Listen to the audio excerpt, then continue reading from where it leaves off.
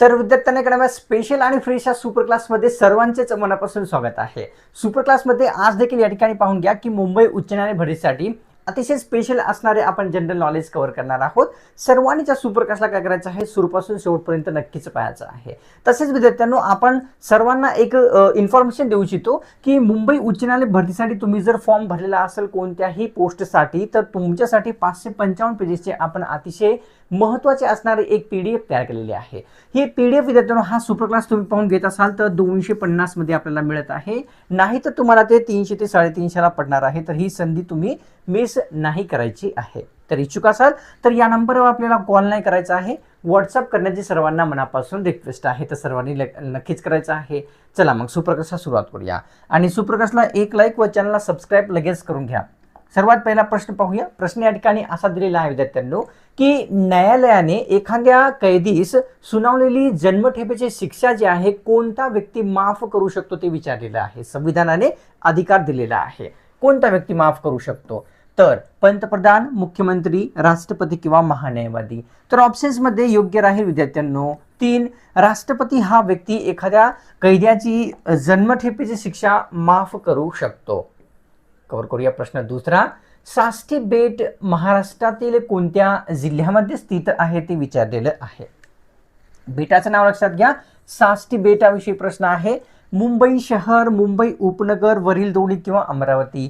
तर ऑप्शन्स मध्ये योग्य राहील 3, मुंबई उपनगर, मुंबई शहर या दोन्ही जिल्ह्यामध्ये विद्यार्थ्यांनो साष्टी बेट असलेले लक्षात येते। प्रश्न तिसरा कव्हर करूया। कुष्ठरोगाची प्राथमिक लक्षणे पुढीलपैकी कशावर दिसतात ते विचारलेलं आहे। पूर्वी आपल्याला काय करायचं आहे, फक्त हे रोग लक्षात घ्या विचारलेला। कुष्ठरोग आहे, डोळे, कान, त्वचा किंवा नाक। तर कुष्ठरोगाची प्राथमिक लक्षणे जी असतात विद्यार्थ्यांनो त्वचेवर उद्भवतात किंवा दिसतात हे लक्षात येते। कव्हर करूया प्रश्न या ठिकाणी चौथा। गोरे हे खालीलपैकी कोणाचे मूळ आडनाव आहे ते विचारलेलं आहे। कोणते? गोरे हे कोणाचे मूळ आडनाव आहे? महात्मा फुले, महात्मा गांधी, शाहू महाराज किंवा डॉक्टर बाबासाहेब आंबेडकर। ऑप्शन्स मध्ये एक म्हणजेच महात्मा फुले यांचे गोरे असे एक मूळ आडनाव असलेले लक्षात येते। प्रश्न 5वा पाहूया। ग्रॅमी पुरस्कार पुढीलपैकी कोणत्या क्षेत्रात प्रदान केला जात असतो? तो क्षेत्र कोणता आहे ज्यामध्ये ग्रॅमी पुरस्कार दिला जातो? ऑप्शन्स मध्ये साहित्य, संगीत, खेळ किंवा शिक्षण। ऑप्शन्स मध्ये योग्य राहील आपल्या समोर 2, संगीत क्षेत्रामध्ये ग्रॅमी पुरस्कार प्रदान केला जातो हे लक्षात येते। प्रश्न कव्हर करूया 6वा। भारतामध्ये सर्वात प्रथम सूर्य कोणत्या राज्यामध्ये उद्भवतो ते विचारलेलं आहे, म्हणजे उगवतो ते विचारलेलं आहे, सॉरी। कोणत्या राज्यामध्ये सर्वप्रथम सूर्यकिरण दिसतात किंवा पडतात ते सांगायचं आहे? पंजाब, आसाम, अरुणाचल प्रदेश किंवा हिमाचल प्रदेश। तर तो राज्य आहे अरुणाचल प्रदेश। या राज्यामध्ये सर्वप्रथम सूर्यकिरण दिसतात कळते। प्रश्न 7वा। धन विधेयक सर्वप्रथम कोणत्या सभागृहात मांडले जात असते? धन विधेयक विचारलेलं आहे, कोणत्या सभागृहात मांडावे लागते प्रथम? संयुक्त बैठकीमध्ये, लोकसभा, राज्यसभा किंवा वरील दोन्ही? तर लोकसभेमध्ये प्रथम धन विधेयक मांडले जाते किंवा मांडावे लागते हे लक्षात घ्यायचं आहे। प्रश्न 8वा पाहूया। छत्रपती शिवाजी महाराज हे दारू गोळा कोणाकडून विकत घ्यायचे ते सांगायचं आहे। छत्रपती शिवाजी महाराज यांनी दारू गोळा कोणाकडून घेत होते? पोर्तुगीज, डच, ब्रिटिश किंवा वरील सर्व? तर ऑप्शन्स मध्ये विद्यार्थ्यांना ठिकाणी योग्य आहे ब्रिटिश आणि पोर्तुगीज दोघांकडून जे आहे छत्रपती शिवाजी महाराज यांनी दारू गोळा घ्यायचे। कव्हर करूया प्रश्न 9व्या क्रमांकाचा। नोटेवर महात्मा गांधी यांच्या फोटो पूर्वी कशाचे चिन्ह किंवा चित्र किंवा फोटो होती ते आपल्याला विचारलेलं आहे। महात्मा गांधी यांच्या फोटोच्या पूर्वी पंडित नेहरू, ताजमहाल, अशोक स्तंभ किंवा वरीलपैकी सर्व? तर अशोक स्तंभाचे चित्र जे आहे महात्मा गांधी यांच्या फोटो पूर्वी चलनावर असायचे हे कळते। धन विधेयकामध्ये कोणकोणत्या बाबींचा समावेश झालेला असतो किंवा केलेला असतो ते विचारलेला आहे?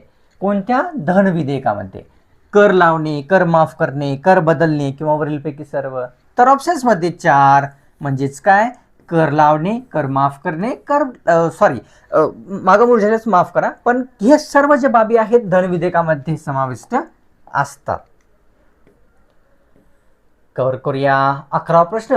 आंतरराष्ट्रीय विविधता दिन जो आहे तो कोणत्या दिवशी साजरा केला जातो ते विचारलेलं आहे. आंतरराष्ट्रीय जैवविविधता दिन 22 मे, 24 मे, 25 किंवा 26.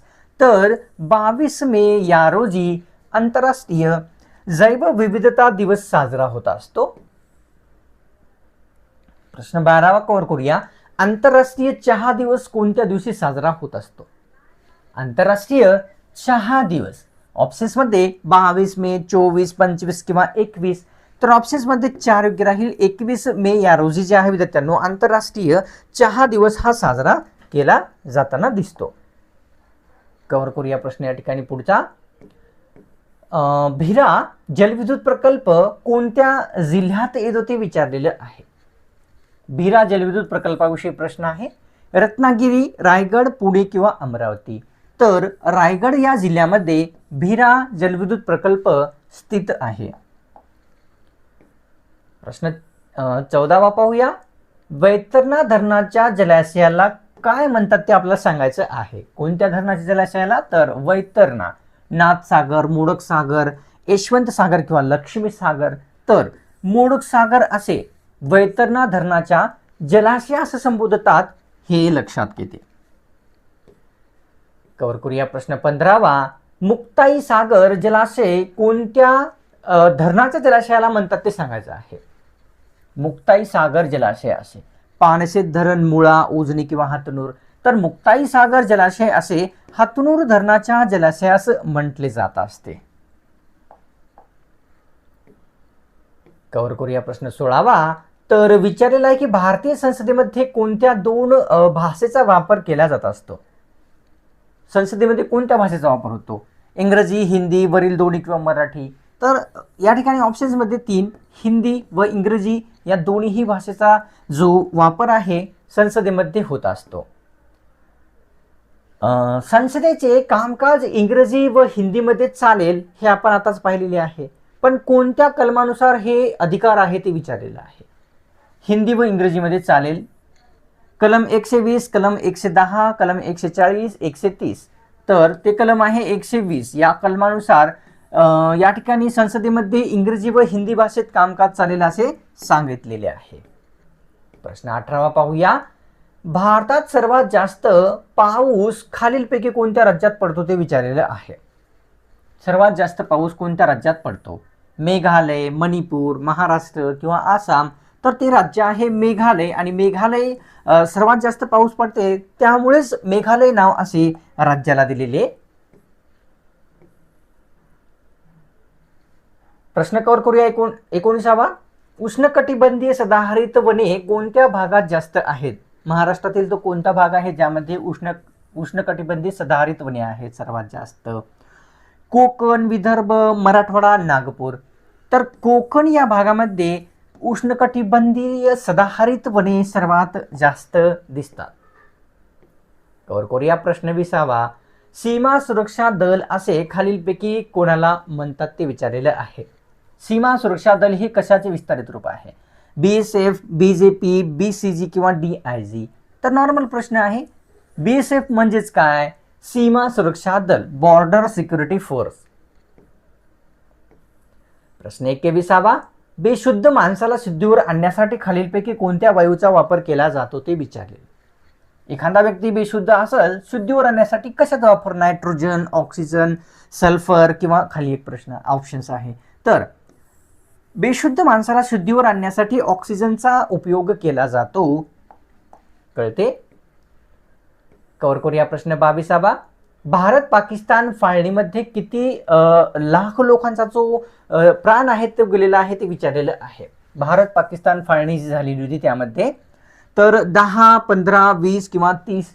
तर 10 लाख लोकांचा भारत पाकिस्तान या फाळणीमध्ये जे आहे विद्यार्थ्यांनो प्राण गेलेला.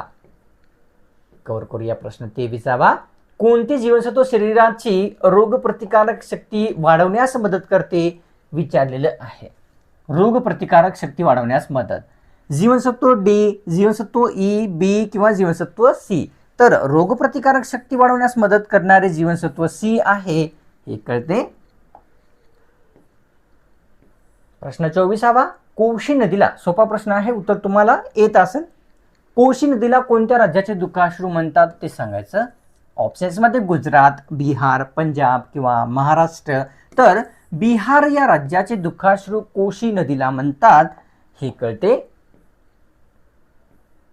प्रश्न 25वा, इस्रो ही खालीलपैकी कोणत्या देशाची अंतरिक्ष कंपनी आहे? उत्तर तुम्हाला येत असेल. इस्रो ही कंपनी भारत, इटली, चीन किंवा जपान. तर आपल्या भारत देशाची अंतरिक्ष कंपनी किंवा रिसर्च सेंटर जे आहे ते कोण आहेत? इस्रो यांच्यामार्फत केले जात असते. वेरूळ येथील एकूण लेण्यांपैकी विचारलेलं आहे स्पेशली की हिंदू धर्माच्या एकूण किती लेण्या आहेत हिंदू धर्मांच्या? तर 18, 17, 20 किंवा 22. ऑप्शन्समध्ये या ठिकाणी एक म्हणजेच 18 लेण्यांचा समावेश असलेला कळतो. प्रश्न 27वा पाहूया. सिमला करार या दरम्यान जे आहे पाकिस्तानचे पंतप्रधान कोण होते ते विचारलेले आहे. जेव्हा सिमला करार भारत पाकिस्तान मध्ये झालेला होता तेव्हा अली भुट्टो, इम्रान खान, इक्बाल खान किंवा नाही. तर अली भुट्टो यांनी जे आहे सिमला करार जेव्हा भारत पाकिस्तान मध्ये झाला तेव्हा पाकिस्तानच्या पंतप्रधान होत्या. प्रश्न 28वा, चिपको ही प्रसिद्ध चळवळ खालीलपैकी कोणत्या क्षेत्राशी संबंधित आहे किंवा होती? चिपको चळवळ जलसंवर्धन, वृक्षतोड, व्याघ्ररक्षण किंवा वरीलपैकी सर्व. तर वृक्षतोड याशी संबंधित कोणती चिपको चळवळ होती हे लक्षात येते. कव्हर करूया प्रश्न 29वा.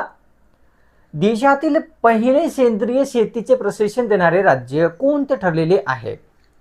सेंद्रिय शेतीचे प्रशिक्षण देणारे गुजरात, सिक्कीम, आसाम किंवा महाराष्ट्र. तर ते राज्य आहे विद्यार्थ्यांनो सिक्कीम. सिक्कीम हे राज्य प्रथम सेंद्रिय शेतीचे प्रशिक्षण देणारे ठरलेले. तर प्रश्न या ठिकाणी आहे 30वा. पहिली जनगणना 1872 मध्ये झालेली होती, सर्वांना माहित आहे, नसेल तर कळालेलं आहे.